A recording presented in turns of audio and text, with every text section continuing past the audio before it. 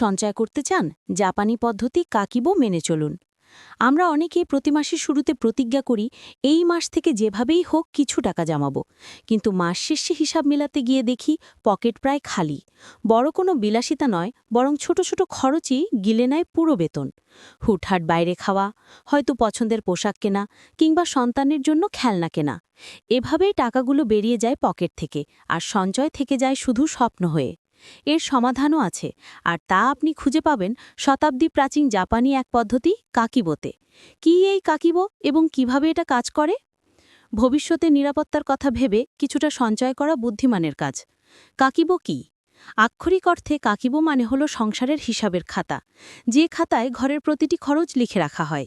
মুদি কেনাকাটা, মাসিক বাজার, ওষুধ, ঘরের সহায়তাকারীর বেতন, সন্তানের স্কুল ফি, সবকিছু।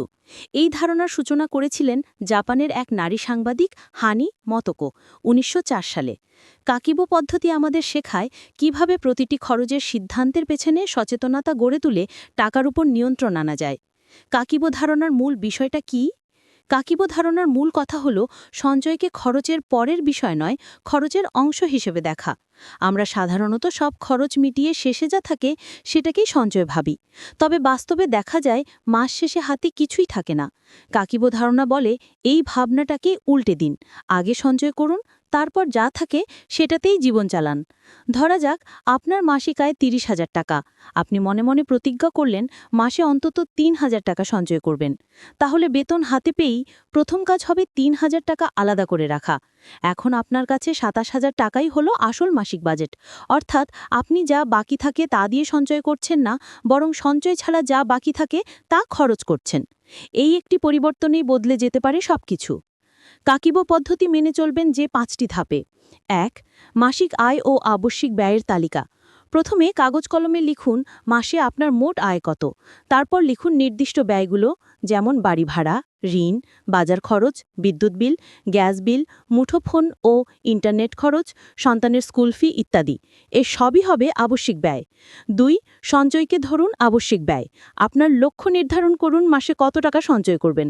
ধরা যাক ৩০,০০০ টাকায় আপনি ৩,০০০ টাকা সঞ্চয় করতে চান, তাহলে ৩,০০০ টাকাকে বাজেটের শুরুতেই কেটে রাখুন। ৩. প্রতিদিনের খরচ লিখে রাখুন। খরচের হিসেব ফোনে নয়, খাতায় হাতে লিখুন। একটা ছোট খাতা বা ডায়েরি রাখুন। প্রতিদিন রাতে মাত্র ৫ থেকে ১০ মিনিট সময় দিন। যেমন ২ আগস্ট কফি বা নাস্তা ২০০ টাকা, বিদ্যুৎ বিল ৮০০ টাকা, বাজার ১৫০০ টাকা। যখন আপনি লিখে রাখবেন তখন প্রতিটি টাকার মূল্য বুঝতে শুরু করবেন। এই সচেতনতাই কাকিবোর আসল জাদু। ৪. খরচকে ৪টি ভাগে ভাগ করুন। আবশ্যিক: খাবার, সঞ্চয়, বাড়ি ভাড়া, পরিবহন, ইউটিলিটি বিল ইত্যাদি। ইচ্ছার উপর নির্ভরশীল: এসব খরচ জীবনকে আনন্দ দেয় কিন্তু অপরিহার্য নয়, যেমন শখের কেনাকাটা, রেস্তোরাঁয় যাওয়া, বিনোদন খাতে ব্যয়, ভ্রমণ ইত্যাদি। আত্মোন্নয়নী বিনিয়োগ: জীবনে আত্মোন্নয়ন প্রয়োজন, যেমন বই কেনা, কোনো কোর্স করা, সিনেমা দেখা ইত্যাদি।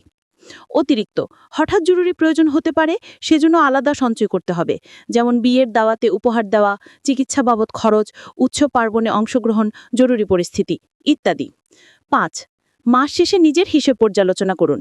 মাসের শেষে নিজেকে জিজ্ঞেস করুন কতটা সঞ্চয় করতে পারলাম, লক্ষ্য কি পূরণ হয়েছে, কোথায় বেশি খরচ হয়েছে আর কোথায় খরচ কমানো সম্ভব, পরের মাসে কিভাবে আরও ভালো করা যায়। উদাহরণ দেখুন, আয় ৩০,০০০, টাকা সঞ্চয় ৩,০০০, এখন মোট আয় ২৭,০০০, মোট ব্যয় ২৮,২০০, ফলাফল -১,২০০।